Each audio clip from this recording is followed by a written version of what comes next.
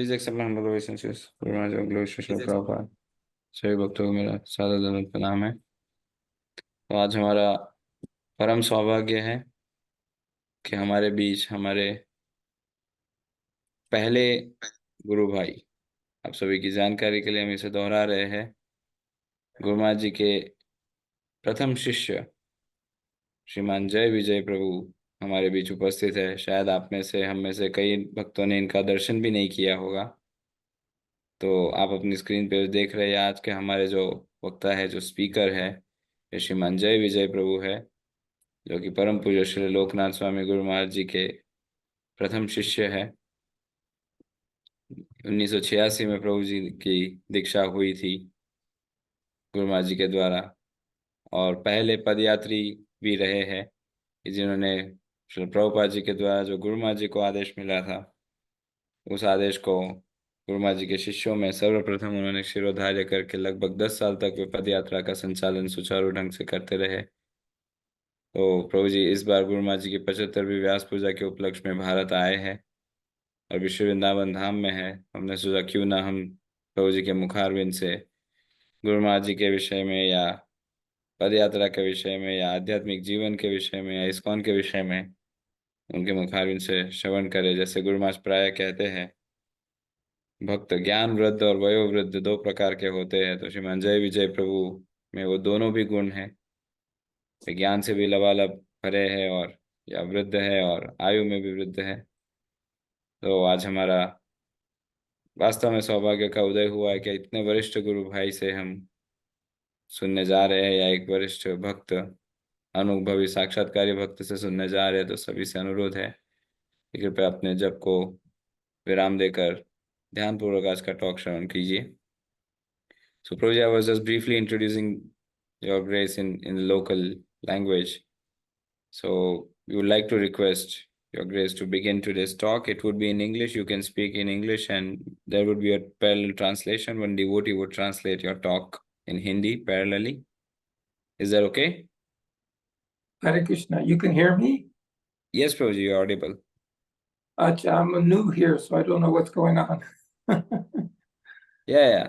So I was just introducing you to the local, like in the local language. In Hindi, I was introducing you to our participants because 95, or I would say 100% of them are Hindi speaking devotees. So you can speak in English, and we have a translation, parallel translation going on. So you speak bit in English and it would be translated in Hindi. Hare Krishna. I don't know where to begin. You have to guide me here. So either you can just share some of your memories, realizations, stories about Guru Maharaj or Padayatra, and overall devotional life. Like, what are your realizations and learnings and observations in this long journey of Krishna consciousness?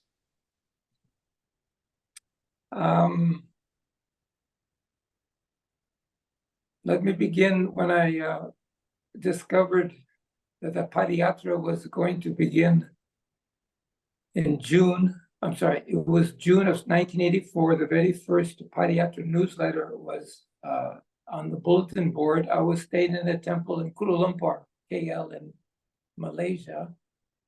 And when I read this...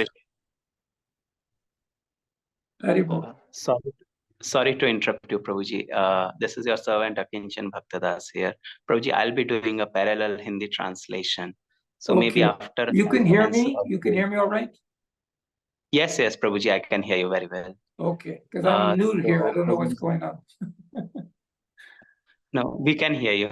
So प्रभु जी बता रहे हैं श्रीमान जय विजय प्रभु कि जिस समय प्रभु जी Malaysia में थे, और वहां पर जो हमारी प्रभु जी वहां पर थे, और वहां उन्होंने बैनर देखे जो हमारी इस्कॉन की प्रथम जो पदयात्रा है वो जब प्रारंभ होने वाली थी 1984 में, तो वहां पर प्रभु जी को वो पहली बार उन्होंने पदयात्रा का बैनर वहां पर देखा।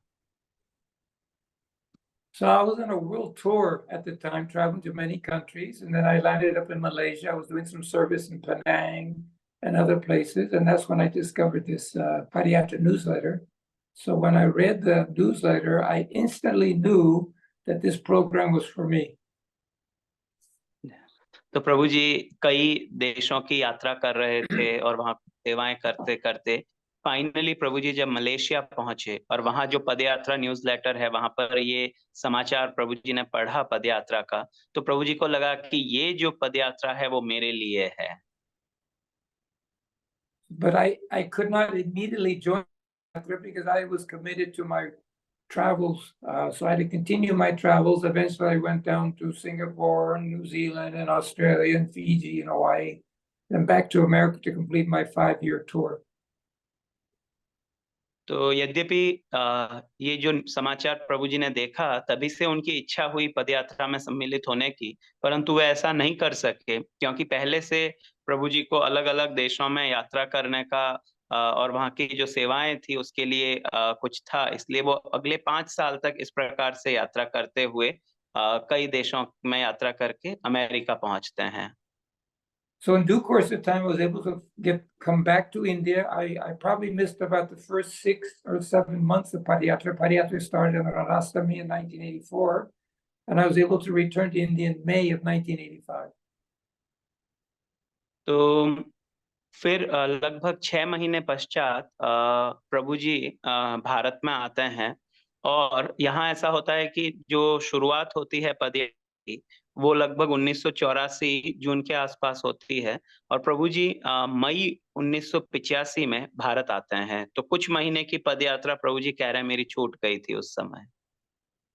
And during those days, there was no social media, there was no all this internet business, so we really didn't know where the Padayatra was. So I flew into Madras, hearing that the Padayatra was somewhere in South India. So I went to the temple in T Nagar, Madras at the time. तो उस समय social media नहीं था कि इससे पता चल सके पदयात्रा कहाँ है, तो हमें पूछ कर ही पता करना होता था। तो प्रभु जी जब मद्रास में थे तब पता चला कि जो पदयात्रा है वो कहीं दक्षिण भारत के आसपास ही है। So I went to the temple, introduced myself to the president was Ganga Das. You may know Ganga Das, who's from Mayapur, famous for making pizzas. So at that time, he was the temple president. I introduced myself and I explained that I wanted to join the Padayatra. तो उस समय प्रभु जी मद्रास का जो हमारा मंदिर है वहां गए और वहां के जो मंदिर के अध्यक्ष रहे गंगादास प्रभु, उनसे मिले और उन्हें बताया कि अपने को वहां उन्होंने बताया मैं कौन हूं और मैं पदयात्रा ज्वाइन करना चाहता हूं, ऐसा प्रभु जी ने उनको बताया। And then he told me, oh, you're in good fortune. Tomorrow, Lokanath Swami is arriving by train, so you can join him and proceed to Padayatra together. अरे वाह। तो जो मंदिर के अध्यक्ष थे उन्होंने बोला अरे आप बहुत सौभाग्यशाली हैं क्योंकि कल लोकनाथ स्वामी महाराज रेल के द्वारा यहाँ आ रहे हैं, तो आप उनके साथ में मिल जाइए और वे पदयात्रा में जाएंगे, आप उनके साथ पदयात्रा में जा सकते हैं। So the next day, Maharaj arrived by train. He was traveling with one Banu Das, not Banu Swami, but another devotee from Maharashtra named Banu Das, and with Kripanidhi Prabhu. So they arrived together. I introduced myself to Maharaj and explained that I was very anxious to join Padayatra. तो अगले दिन Guru Maharaj rail के द्वारा वहां आते हैं, महाराज के साथ में 2 अन्य भक्त भी थे और श्रीमान जय विजय प्रभु उस समय गुरु महाराज से मिलते हैं और उन्हें बताते हैं कि मैं कौन हूं और मैं पदयात्रा में सम्मिलित होना चाहता हूं। So I offered Maharaj my remaining of my money. I had $2,000 left in my personal belongings. So I offered that to Maharaj, and we split that money up between $1,000 and BBT books we will bring with us to the Padayatra, and then the other $1,000 went to the Padayatra itself. तो उस समय प्रभु जी के पास में $2,000 थे प्रभु जी की जो saving थी उससे, तो प्रभु जी ने वो पूरी लक्ष्मी गुरु महाराज को अर्पित कर दी और महाराज ने उसमें से जो $1,000 थे वो बीबीटी से जो हमारे ग्रंथ है वो मंगवाने के लिए रखे और $1,000 पदयात्रा के लिए दे दिए। Then the next day we all took the train along with the books to Madurai, which is south of Madras there. And the Padayatra was in the area, about 2-3 villages away. The Padayatra was located. तो वहां से अगले दिन प्रातः ग्रंथ लेकर के ये सभी भक्त मद्रास से मदुरई के लिए ट्रेन में सवार हुए और मदुरई पहुंचते हैं और जो पदयात्रा है वो मदुरई के आसपास ही किसी गांव में थी. So it was, how you say, quite exhilarating, quite exciting, quite inspiring to join the Padayatra the first time, to see so many devotees from around the world, single Matajis, families, older retired people, brahmacharis, a little bit of everyone was on Padayatra in the earlier days, along with the elephant and the camel and the bulls and the trucks and the cars and the motorcycles. A whole spiritual roadshow was there. तो प्रभु जी कह रहे हैं कि ये जो मेरा पहली बार पदयात्रा में आगमन था ये बहुत रोमांचकारी था, बहुत आनंद प्रदान करने वाला था. वहां पर गृहस्थ भक्त भी थे, माताजी भी थे, ब्रह्मचारी भी थे, जो रिटायर हो चुके हैं वो भी थे, बच्चे भी थे. वहां पर ऊंट थे, बैल थे, कारें थी, मोटरसाइकिलें थी. इस प्रकार से मतलब एक पूरा आध्यात्मिक दल जैसा वहां पर प्रतीत हो रहा था. So out of all these devotees there, I recognized one devotee that I knew, one Nimai Nitai Prabhu, that I had met earlier in India back in 1982. I was serving with him on the Hyderabad farm. So it was nice to be able to meet and connect with someone that I knew there already. तो उस समय प्रभु जी को वहां इतने सारे भक्त थे, परंतु उनमें से केवल एक भक्त, आई थिंक निमाई निताई प्रभु से प्रभु जी उनको जानते थे क्योंकि उन्होंने उनके साथ में 1982 में हैदराबाद फार्म में कुछ सेवाएं की थी. So that very first evening in the Pandal program, Guru Maharaj had me up on stage introducing me. This is Bhakti John. He's coming from Thailand. He was a Buddhist, which was not exactly true, but he was just trying to make a point to the audience. And then he had me sent out into the audience. So we were having huge pandals in those days. Maybe 1,000, 2,000, 3,000 people would come and join the pandal program. So he had me go out the very first night on Padayatra into the middle of the audience and start doing, I used to collection bhikshu dan, to collect some donations in the crowd. That was my first service on Padayatra.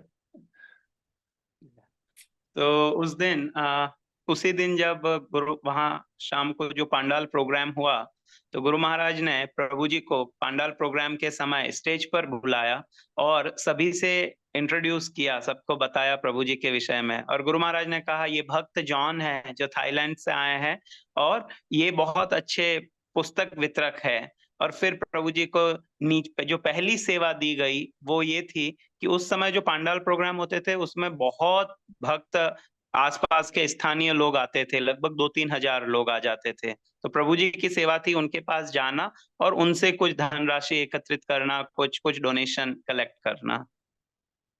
In the next few days, I just was walking along with everyone else, but the greatest inspiration that came to me was observing these elderly retired Gujarati devotees. They retired from their work in Gujarat and they began the Yatra in Dwarka, and they've been walking now for the last 6-7 months and walking without complaint, without any trouble, and just walking, chanting the holy name of the Lord. It was really quite inspiring. Where some of the foreign devotees would be complaining about their feet, or it's too hot, or they got a bad stomach, or prasad like this, or prasad like that. But the Gujarati elderly were the perfect yatris. They were just continually walking without any complaint whatsoever. तो यद्यपि प्रभु जी कह रहे हैं मैं अगले कुछ दिन तक पदयात्रा में चलता रहा, मुझे बहुत उत्साह मिला, परंतु जो बहुत अधिक प्रेरणा स्रोत थे वो थे गुजरात के जो रिटायर्ड लोग थे. वो उन्होंने गुजरात में सेवानिवृत्त हो चुके अपनी नौकरी से और फिर लगभग 6-7 महीने पहले द्वारका से वो इस पदयात्रा में सम्मिलित होते हैं और चलते चलते वे यहाँ तक पहुंचते हैं. तो पदयात्रा में प्रसाद का भी कुछ हो सकता है, ऊपर नीचे हो, कुछ प्रॉब्लम हो सकती है, लेकिन ये इतने अच्छे प्रेरणा स्रोत थे कि उन्होंने कभी किसी चीज के लिए शिकायत नहीं की. Then after a few days, Lokanath Maharaj approached me, asking me if I can assist I don't remember the name of the devotee. There was one devotee serving Jayadvaita Swami. Jayadvaita Swami was also with the Padiyatra for about 2 years, assisting Lokanath Maharaj. So Maharaj asked me if I can assist the brahmachari in serving Jayadvaita Swami. तो कुछ समय पश्चात लोकनाथ स्वामी महाराज ने प्रभु जी को कहा कि उस समय जयद्वैत महाराज पदयात्रा में चलते थे और वे गुरु महाराज को सहायता करते थे। तो गुरु महाराज ने प्रभु जी को कहा कि क्या आप जयद्वैत महाराज को, जो ब्रह्मचारी उनके सेवक हैं, उनकी सहायता करते हैं, क्या आप उनकी कुछ सहायता कर सकते हो आप उनके साथ में? And I told Lokanath Maharaj, I know nothing about serving a sannyasi. I'm just Bhakta Jan. I just got here a few days ago. I know nothing. तो प्रभु जी ने कहा कि महाराज मुझे पता नहीं है सन्यासी की सेवा किस प्रकार की जाती है, अभी तो मेरी दीक्षा भी नहीं हुई, मैं तो भक्त जॉन ही हूँ, तो और कुछ ही दिन हुए मुझे पदयात्रा में आए हुए। So the very first instruction that Lokanath Maharaj gave me, he said, wherever we go, you go. Yeah.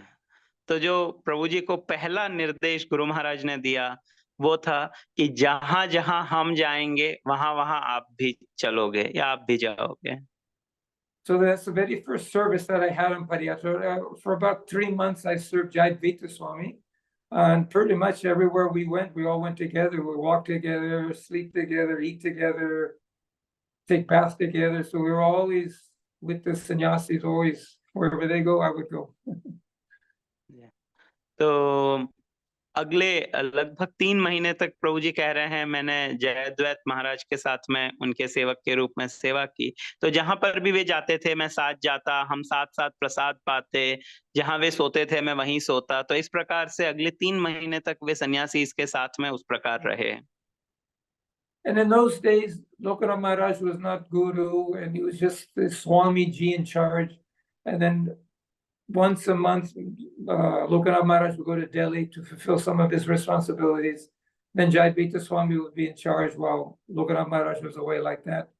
And it was just a very intimate, everyone, the whole yatra, the whole Padiyatra was very close, intimate. We were doing everything together. So it was a very sweet time going darshan to all the different temples and all the press reporting. There was television interviews. There was a continuous program of publicity going across the country like that. तो उस समय लोकनाथ महाराज एक सन्यासी थे, वो अभी तक दीक्षा गुरु नहीं हुए, मतलब दीक्षा देना प्रारंभ नहीं किया था महाराज ने। तो कुछ समय में बीच बीच में महाराज को महीने भर के लिए दिल्ली जाना पड़ता था क्योंकि वहां पर कुछ सेवाएं थी। तो महाराज जब दिल्ली जाते थे तो जयद्वैत महाराज पूरे पदयात्रा को संभालते।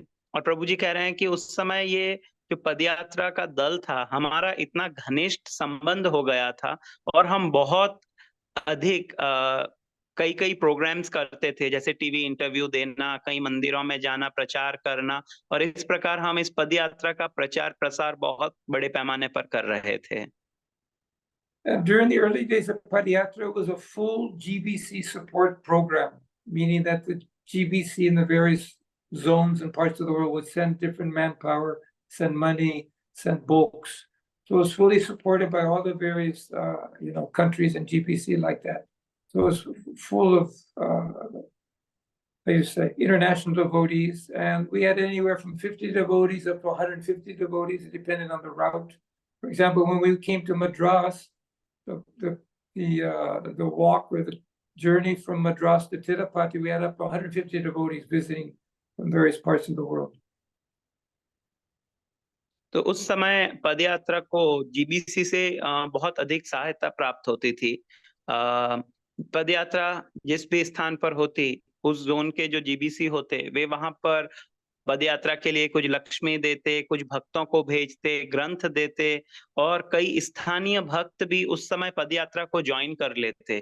तो प्रभु जी बता रहे हैं कि जब हम मद्रास से तिरुपति जा रहे थे उस समय लगभग 150 भक्त हमारे पदयात्रा में साथ चल रहे थे। And then slowly we're proceeding up through Andhra Pradesh and then to Orissa, then Jagannath Puri was there for darshan. And then at the end of 19 1984, December, there was some, how do you say, emergency meeting in New Vrindavan, America, and Lokanath Maharaj and Jayadvaita Swami had left the Padayatra to attend these meetings in New Vrindavan in America. तो इस प्रकार जगन्नाथपुरी तक भी पदयात्रा पहुंचती है और लगभग 1984 के दिसंबर मतलब अंतिम महीनों में ऐसा होता है कि न्यू वृंदावन में कुछ मीटिंग्स होती है और ये मीटिंग अटेंड करने के लिए लोकनाथ स्वामी महाराज और जयद्वैत महाराज को वहां जाना होता है. For the dates, that was actually the end of 1985. It was December 85. And then Jayadvaita Swami returned about 1 week earlier than Lokanath Maharaj. And he announced to us, this is just the end of December, he announced that the GBC had approved Lokanath Maharaj to become initiating guru. अरे वाह. तो sorry माफ कीजिए, वो 1984 नहीं 1985 का जो अंतिम मास थे उस समय मीटिंग थी. तो लोकनाथ महाराज के आने से लगभग 1 महीने सप्ताह भर पहले जयद्वैत महाराज पुनः आते हैं पदयात्रा में और वो आकर के ये समाचार देते हैं कि जीबीसी ने लोकनाथ स्वामी महाराज को दीक्षा गुरु के रूप में आगे सेवाएं करने के लिए उनका नामांकन किया है. अब महाराज दीक्षा देंगे. Then Jayadvaita Swami announced one morning after Mangalarti that Lokanath Swami is arriving the next day, and if anyone was interested to take shelter or take initiation from him, can approach him when he arrives. तो अगले दिन मंगल आरती के पश्चात जयद्वैत महाराज ने ऐसा announce किया कि लोकनाथ स्वामी महाराज कल आ रहे हैं पुनः पदयात्रा में और अब चूंकि वे दीक्षा गुरु बन गए हैं तो जो भी भक्त दीक्षा लेना चाहते हैं महाराज से वे उनसे दीक्षा के लिए अपना नाम दे सकते हैं. So the next day after Mangal Arati, I went to see Lokanath Maharaj. We were staying in a huge barn. Remember, all the devotees were sleeping on hay or grass. And Maharaj and Jayadvaita Swami were inside one house on the farm. So I went and I approached him and asked him if I can become his disciple. तो उस समय अगले दिन लोकनाथ स्वामी महाराज का आगमन होता है और वे ये जो पदयात्रा है वो कहीं एक बहुत बड़े मैदान टाइप में वहां रुकी हुई थी जहां जो कुछ पदयात्री भक्त बाहर उद्यान में विश्राम कर रहे थे और लोकनाथ स्वामी महाराज और जयद्वैत महाराज एक पीछे कुछ कमरे बने हुए थे कुछ मकान के वहां पर वे विश्राम कर रहे थे. तो प्रभु जी उस समय गुरु महाराज के पास जाते हैं और उनसे प्रार्थना करते हैं कि क्या मैं आपसे दीक्षा ले सकता हूँ. So it was kind of not awkward, unique situation because I'm asking him, so I don't know. It's the first time I approached the spiritual master, and it was also I don't know his situation, but it must have been unique for him because it's the first time someone's approached him asking for initiation. So, and Maharaj I looked at him and I said, well, and Maharaj just smiled, he just smiled and he said, we'll see, and he smiled like that. तो प्रभु जी कह रहे हैं कि ये मतलब एक बड़ी विचित्र स्थिति जैसा था कि प्रथम बार मैं भी मतलब अप्रोच कर रहा था दीक्षा के लिए और सीधा उन्हीं को अप्रोच कर रहा था जिनसे मुझे दीक्षा लेनी है और गुरु महाराज ने भी अभी तक चूंकि शिष्य स्वीकार नहीं किए थे तो उनके पास मैं सीधा जाके मैं पूछ रहा था कि क्या आप मुझे दीक्षा देंगे. तो महाराज ने कुछ समय तक मतलब मुस्कुराते रहे और फिर महाराज ने कहा ठीक है देखते हैं क्या होता है. And then again, and then nothing was said. It was just continue on Padayatra. Then we eventually arrived in Calcutta, did many programs in the city. And then we got closer. We just crossed over, beginning into the Nadia district, because I think from Calcutta district area, then you approach Nadia district going north. And then Maharaj announced that he wanted to hold initiation on Nityananda Tradasi, which was was the 22nd of February 1986. तो उस समय ऐसा प्रभु जी ने महाराज से निवेदन किया और फिर वो यात्रा चलती रही और वे कलकत्ता पहुंचे और कलकत्ता में कई प्रोग्राम हुए और वहां से फिर उन्होंने नदिया जिले में प्रवेश किया। तो गुरु महाराज ने ऐसा बताया कि 22 फरवरी 1986, 22nd Feb 1986, right Prabhu ji? That was the date. Correct. तो उस दिन नित्यानंद त्रयोदशी के दिन महाराज ने कहा कि एक दीक्षा समारोह का आयोजन किया जाएगा जिस दिन गुरु महाराज प्रथम शिष्य स्वीकार करेंगे। So the night before, we were in a town called Halishtar. I believe that's where Ishvara Puri's birthplace is, Lord Chaitanya's spiritual master's birthplace. And then Maharaj had a meeting with the four of us, with myself, Bhakta Jan, Sanjay, who is one young devotee from Arvadi, from Maharaj's village, and one Singh, I forgot his first name, he was from Madhya Pradesh, and also one Rukmini Mataji from Lalitapur, UP. So the four of us were at that first meeting the night before our initiation.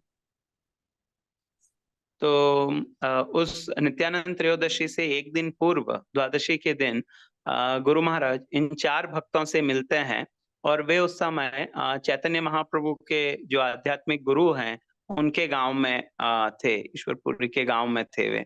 तो उस समय भक्त John थे, एक अरावड़े से भक्त थे, एक और विदेश से भक्त थे और एक रुक्मिणी माता जी थी जो ललितपुर यूपी से थी। इन चारों से गुरु महाराज मिलते हैं।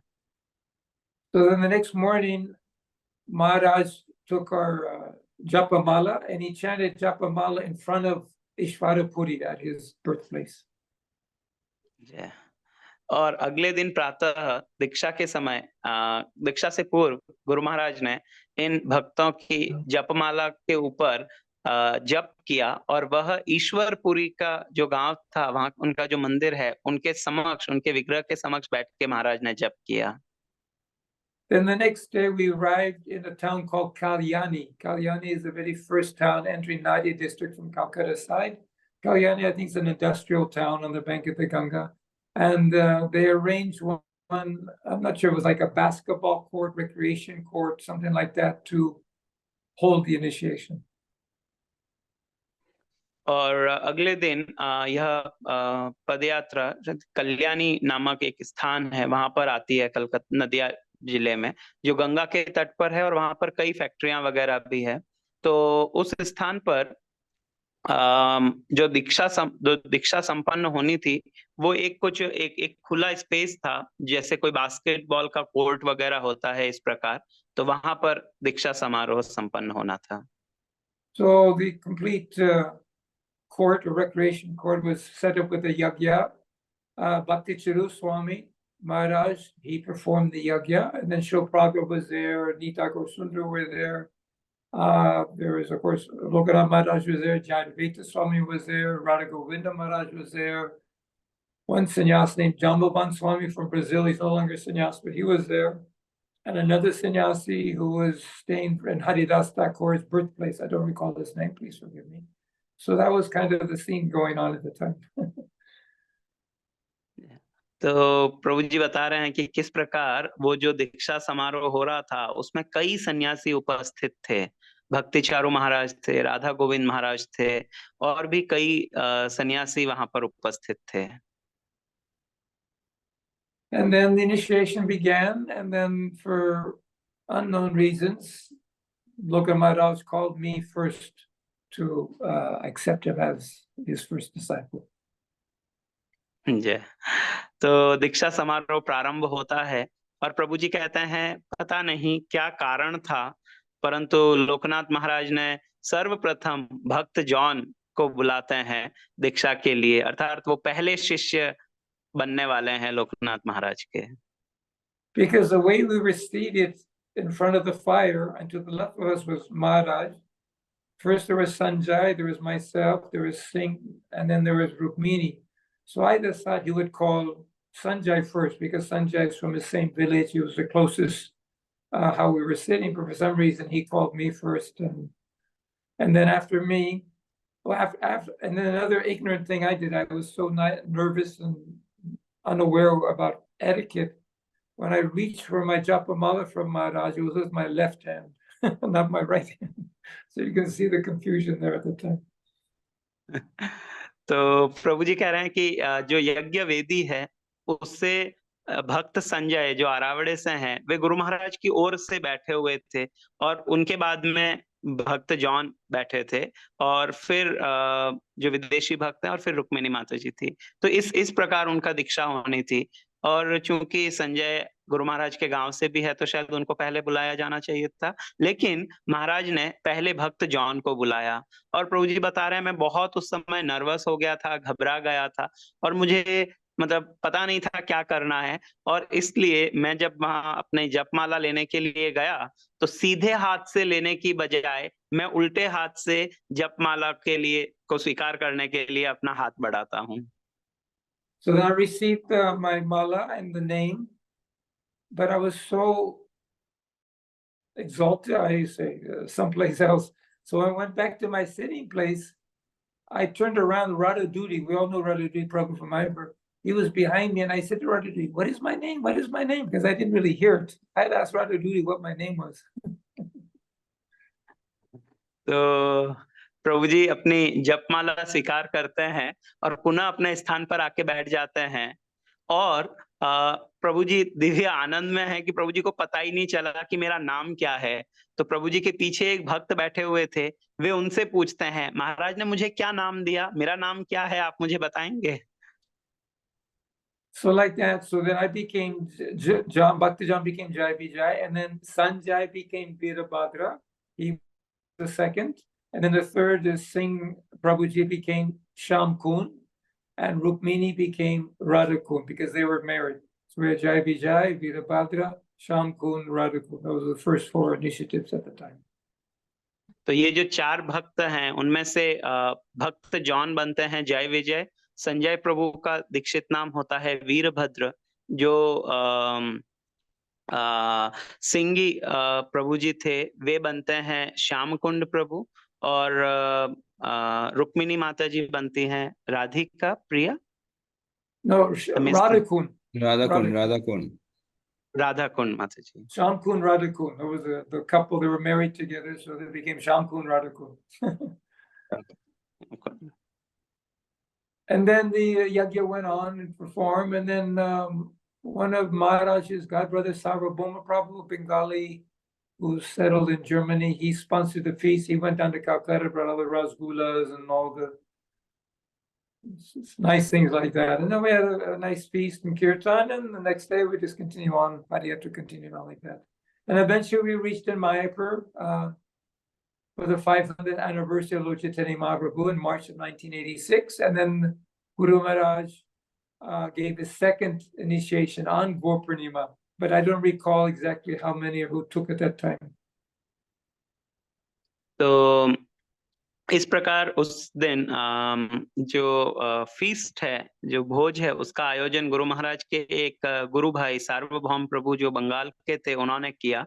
वे कलकत्ता गए और वहां से रसगुल्ले और कई अन्य प्रसाद लेकर आते हैं और उनका एक बहुत सुंदर भोज का आयोजन होता है और फिर ये पदयात्रा अगले दिन पुनः चलती है और अंततः वे चैतन्य महाप्रभु का 500वां जन्मोत्सव मनाने के लिए मायापुर में सब आते हैं और वहां पर गौर पूर्णिमा के दिन गुरु महाराज ने दूसरी बार दीक्षा दी। वो दूसरी बार थी जब महाराज ने दीक्षा दी, परंतु प्रभु जी कह रहे हैं मैं याद नहीं कर पा रहा हूँ उस समय कितने भक्त थे जिन्होंने दीक्षा ली थी।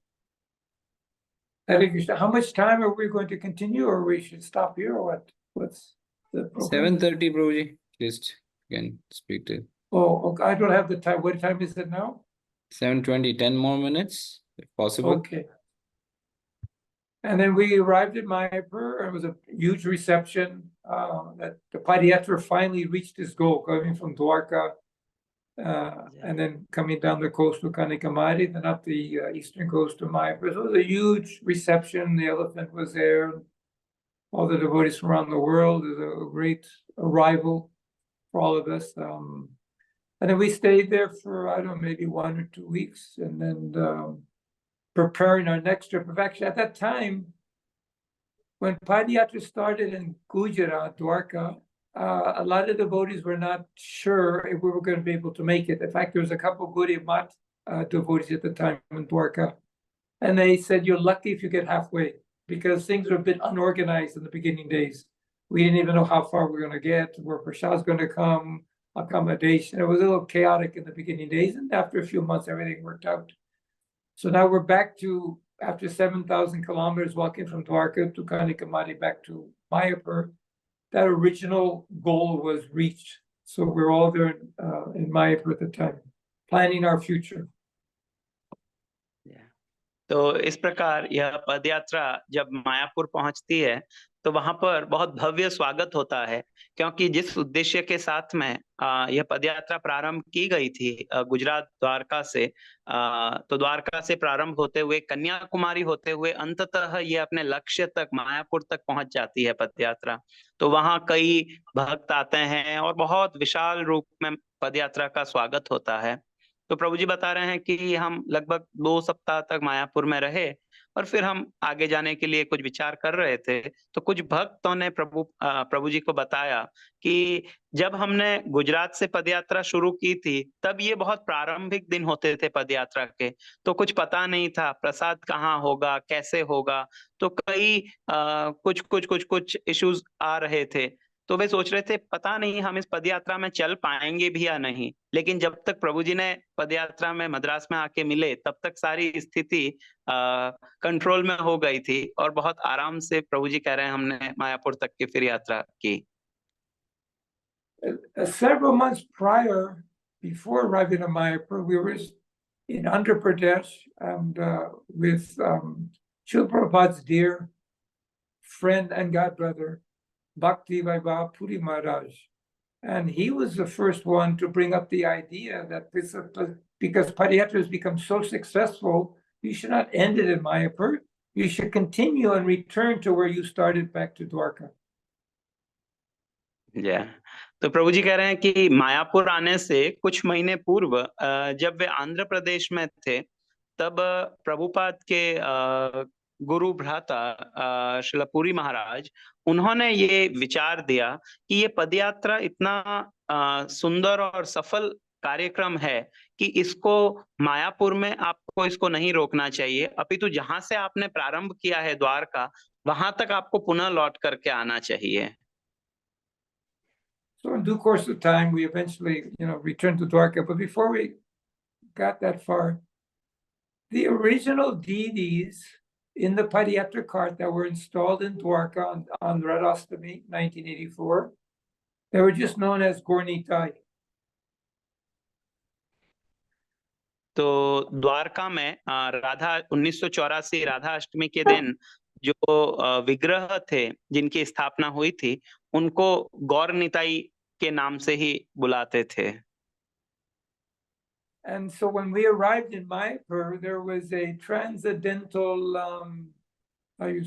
discussion between Jayapataka Swami, Lokanath Maharaj, and Jayadvaita Swami. Jayapataka Swami's argument, saying that these beautiful Gornitai deities will not be able to continue on going to Bihar and UP and back to Dwarka because they're starting to crack. The weather's going to be hot in Bihar. So he wanted to keep those deities in Mayapur. He was very, very staunch and very reluctant not to let those deities of Gornitai leave Mayapur. तो वे जो गौर निताई के विग्रह हैं जब उनको लेकर के पदयात्रा मायापुर पहुंचती है तो उस समय जयपताका महाराज, लोकनाथ स्वामी महाराज और जयद्वैत स्वामी महाराज, इनके बीच में कुछ आध्यात्मिक दिव्य स्तर की चर्चाएं होती है और जयपताका महाराज कहते हैं कि ये जो गौर निताई के विग्रह हैं इनको ये अब आगे की यात्रा वापस द्वारका तक की यात्रा नहीं कर पाएंगे क्योंकि जो सड़क है वो बहुत अच्छी नहीं है उस समय और विग्रह में कहीं कहीं कुछ थोड़ा दरार भी आ रही है। तो इसलिए उन्होंने कहा कि आप इन विग्रह को यहीं पर रहने दीजिए, और जयपताका महाराज बहुत चाह रहे थे कि वे गौर निताई के विग्रह मायापुर में रहे। So they came to conclusion that those Gaur Nitai deities will remain in Mayapur, and then in a couple weeks' time, there are a new set of deities. They were sitting in Bankura. Bankura is kind of like the Jaipur of deity making. Bankura is where they make all the knee deities of Bengal and Lord Chaitanya like that. So Jayapataka Swami mentioned that there are a set of deities there that were ordered by an Australian yatra 2 years ago, but no one ever picked them up. So the arrangement was whether we were going to take these deities and install them under the Padayatra cart. जय तो फिर जब इस प्रकार से चर्चा चल रही थी, तो निष्कर्ष ये निकला कि ठीक है, ये जो गौर निताई के विग्रह हैं वो मायापुर में रहेंगे, और पदयात्रा के लिए नए विग्रह आएंगे। तो जिस प्रकार से जो मार्बल के विग्रह हैं वे जयपुर में बनते हैं, उसी प्रकार जो गौर निताई विग्रह है वे बंगाल में बंकुर नाम का एक स्थान है, वहां पर उनका निर्माण होता है। तो जयपताका महाराज ने कहा कि गौर निताई के एक विग्रह हैं जो ऑस्ट्रेलिया के कुछ भक्तों ने बनवाए थे, और वो बन भी चुके हैं, परंतु वे कोई आया नहीं उनको लेने के लिए, तो वे विग्रह यहाँ पर है।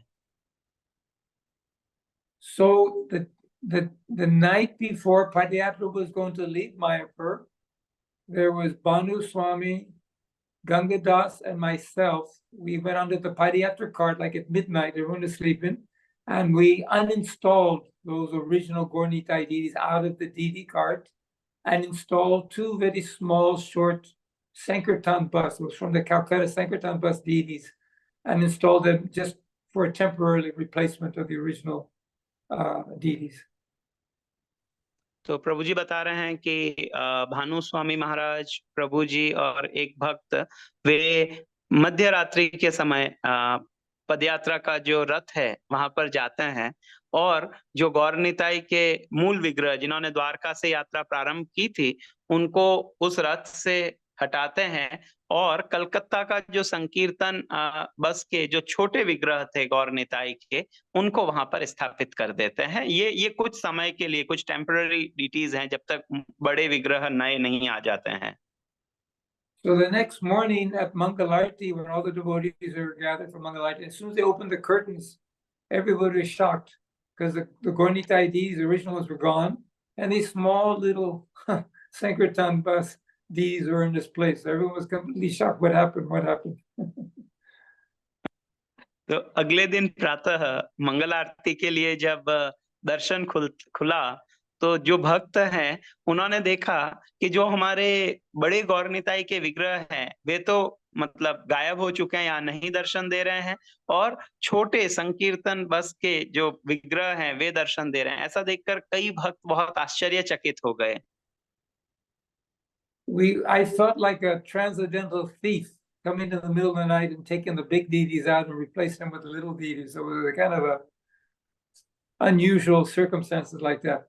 Then after about 2 weeks, we continued with these short Gaur Nitai deities from Sankirtan bus, and we arrived right on the border of West Bengal and Bihar. तो प्रभु जी कह रहे हैं कि ऐसा मतलब हुआ कि हमने बड़े विग्रह को हटा करके और उनकी जगह पर छोटे विग्रह स्थापित किए, और फिर उनके साथ में लगभग 2 सप्ताह तक उन्होंने यात्रा की जिसमें वे छोटे गौर निताई के विग्रह थे, और यात्रा करते हुए वे बंगाल और बिहार का जो सीमा है वहां पर आते हैं, बॉर्डर पे आते हैं। We were staying at the Bharat Seva Ashram. I think it was a place they call place. It's called Shuri, something like that. And then these deities, Gaur Nitai deities that were in Bankura, not picked up from the Australian yatra, were brought to us there in this town. And then we began installing the new deities. And the name of Nita Gaur Sundar had manifested at that time. Nita Gaur Sundar ki jai. जय।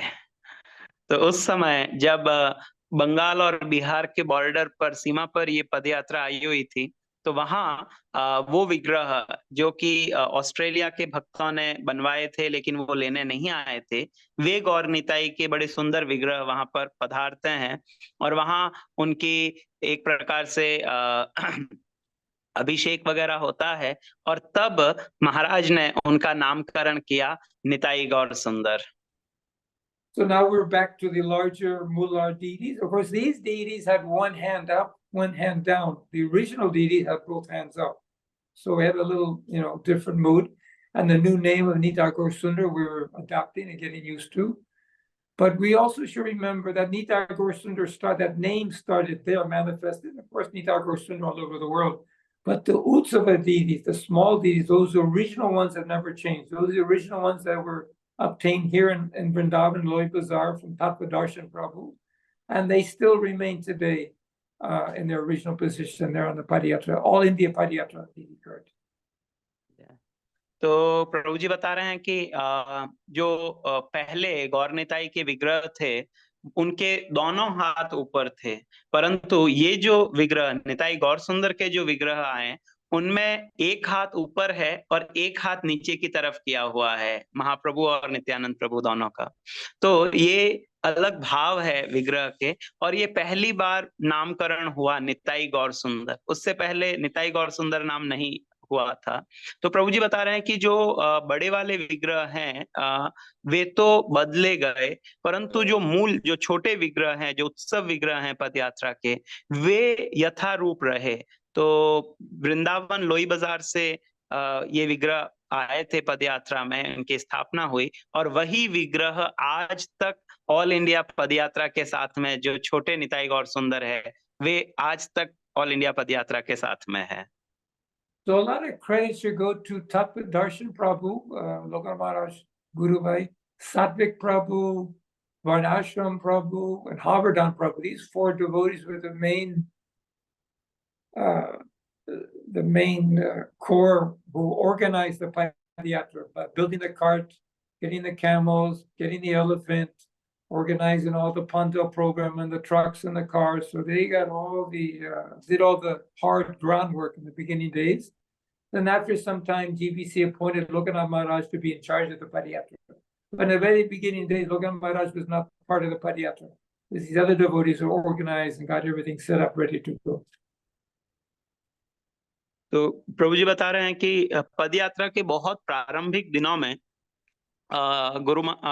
प्रभुपाद के शिष्य जिनमें तप्त दर्शन प्रभु और उनके साथ में 3 अन्य भक्त थे, ये चारों भक्त मिलकर के और पदयात्रा का संचालन, पदयात्रा के लिए पंडाल लगाना, क्या व्यवस्था होगी, किस प्रकार पदयात्रा चलेगी, ये सारी व्यवस्था वे स्वयं करते थे। उस समय तक लोकनाथ स्वामी महाराज पदयात्रा के इंचार्ज नहीं थे। कुछ समय बाद में जीबीसी ने कहा कि लोकनाथ महाराज पदयात्रा के इंचार्ज रहेंगे। I'm sure everyone has been to Mayapur, and if you go as you enter Mayapur, on the left side there's Prabhupada Bhajan Kutir, and right next to Prabhupada Bhajan Kutir are these original Padayatra Gaur Nitai deities standing there, just as you enter. So those are the original Padayatra deities. So I'm sure many have seen that and really don't know the history behind that, but there they are. तो प्रभु जी बता रहे हैं कि ये जो मूल पदयात्रा के जो प्रारंभ के जो विग्रह हैं, हम आज भी इनका दर्शन कर सकते हैं।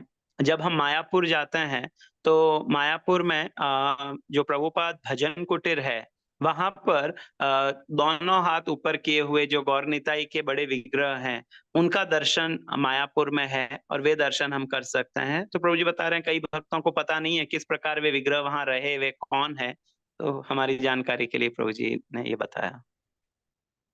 Like that, and this is a little bit esoteric, but when we uninstalled those original Gaur Nitai deities, I noticed that the base, normally Lord Chaitanya has a red base around his lotus, below his lotus feet, and Nityananda would have a blue base. But they were installed in Dwarka reversed, and no one really, noticed it. So technically speaking, Gaur Nitai were reversed. So all these first 7,000 kilometers from Dwarka to Kanikamari up to Mayapur, Lord Chaitanya and Nityananda were being worshipped in the reverse order, unknowingly. तो प्रभु जी बता रहे हैं कि जिस समय प्रभु जी उन जय विग्रहों को, अरे वो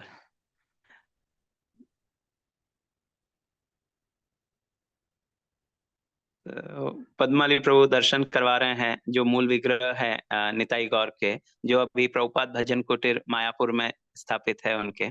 तो श्रीमान जय विजय प्रभु ने बताया कि जब वे इन विग्रहों को, जिनका हम अभी दर्शन कर रहे हैं, उनको जब रथ से मतलब हटा रहे थे और जो छोटे विग्रह उनको स्थापित कर रहे थे, तो उन्होंने देखा कि सामान्य रूप से जो चैतन्य महाप्रभु का जो लोटस बेस होता है वो पीले रंग का होता है और नित्यानंद प्रभु का नीले रंग का होता है। परंतु जब द्वारका में इनकी स्थापना की गई थी, तब पता नहीं कैसे ऐसा हुआ कि महाप्रभु के स्थान पर नित्यानंद प्रभु थे और नित्यानंद प्रभु के स्थान पर महाप्रभु थे। और द्वारका से लेकर कन्याकुमारी होते हुए मायापुर तक जो यात्रा हुई, उसमें ये दोनों गौर निताई इसी प्रकार नित्यानंद प्रभु महाप्रभु की जगह और महाप्रभु नित्यानंद प्रभु की जगह यात्रा करते हुए आते हैं। Because after we left and these deities remained in Mayapur, Jayapataka Swami Maharaj and the Pujaris had them repainted. So you really didn't know which was red, which was left, who was blue, which was red. And then after some time, I had one old photo of showing that actually they were reversed, they were installed in the reverse order, and I showed it to Jayapataka Swami. And we just kind of just left it in the transcendental. We don't know exactly which. तो प्रभु जी बता रहे हैं कि जब इन विग्रहों को मायापुर में रखा गया और जब उनको पुनः उनका पेंट होना था, तो भक्त समझ नहीं पा रहे कि इनमें महाप्रभु कौन से हैं और नित्यानंद प्रभु कौन से हैं। तो उस समय जय विजय प्रभु के पास में एक पुरानी फोटो थी जो प्रभु जी ने दिखाई और जय पताका महाराज को, और ऐसा बताया कि इनमें से महाप्रभु और नित्यानंद प्रभु ये जिस प्रकार पेंट किए हुए वही है। एक्चुअली इनको जब स्थापित किया गया था तो उल्टा स्थापित कर दिया था, महाप्रभु एक तरफ और नित्यानंद प्रभु एक तरफ। तो ऐसा सुनकर के दिव्य आनंद हुआ कि ऐसा कुछ भगवान की लीला है या क्या है जिस कारण ऐसा हुआ।